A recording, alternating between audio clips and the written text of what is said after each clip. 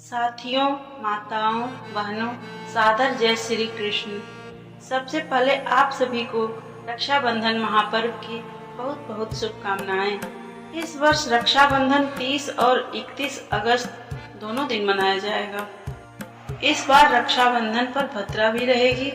ऐसे में दोनों दिन 30 और 31 अगस्त में से राखी बांधना कब शुभ होगा, आइए जानते हैं। साथियों, रक्षाबंधन पर भद्रा का समय क्या है, इसको समझिए। भद्रा काल का प्रारंभ 30 अगस्त की सुबह 10:59 से होकर 30 अगस्त की रात्रि 9:02 तक रहेगा।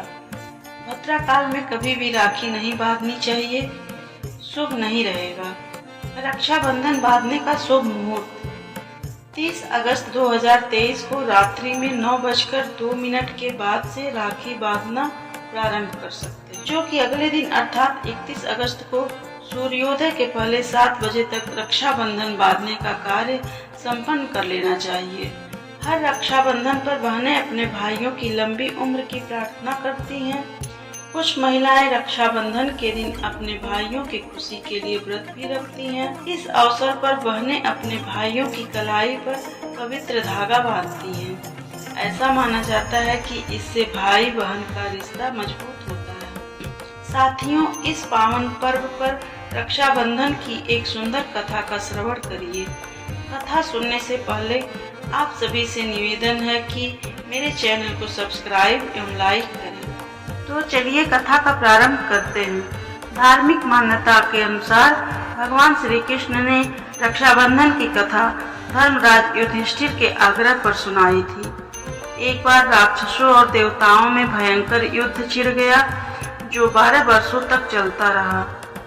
एक समय ऐसा भी आया कि जब असुरों ने देवराज इंद्र को भी पराजित कर दिया।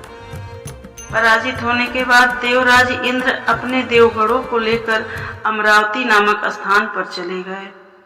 इंद्र के जाते ही दैत्यराज ने तीनों लोकों पर अपना राज स्थापित कर लिया और यह मुनादी करा दी कि कोई भी देवता उसके राज्य में प्रवेश न करे और कोई भी व्यक्ति धार्मिक कार्यों में हिस्सा न ले। अब सिर्फ राक्षसों की ही पूजा होगी। राक्षसों की इस आज्ञा के बाद धार्मिक कार्यों पर पूरी तरह से रोक लग गई। धर्म की हानि होने से देवताओं की शक्ति क्षीण होने लगी। तब देवराज इंद्र देवगुरु बृहस्पति की शरण में गए और इस समस्या का हल निकालने के लिए प्रार्थना की। बृहस्पति देव ने देवराज इंद्र को रक्षा सूत्र का विधान करने के लिए कहा। उन्होंने कहा कि रक्षा सूत्र का विधान पंचांग के अनुसार श्रावण मास की शुक्ल पक्ष की पूर्णिमा तिथि को शुभ मुहूर्त में ही किया जाना चाहिए। देवगुरु बृहस्पति के कहे अनुसार इंद्राणी ने सावन मास की पूर्णिमा के शुभ मुहूर्त पर इंद्र की दाहिनी कलाई पर विधि विधान से रक्षा सूत्र बांधा और युद्ध भूमि में लड़ने के लिए भेज दिया।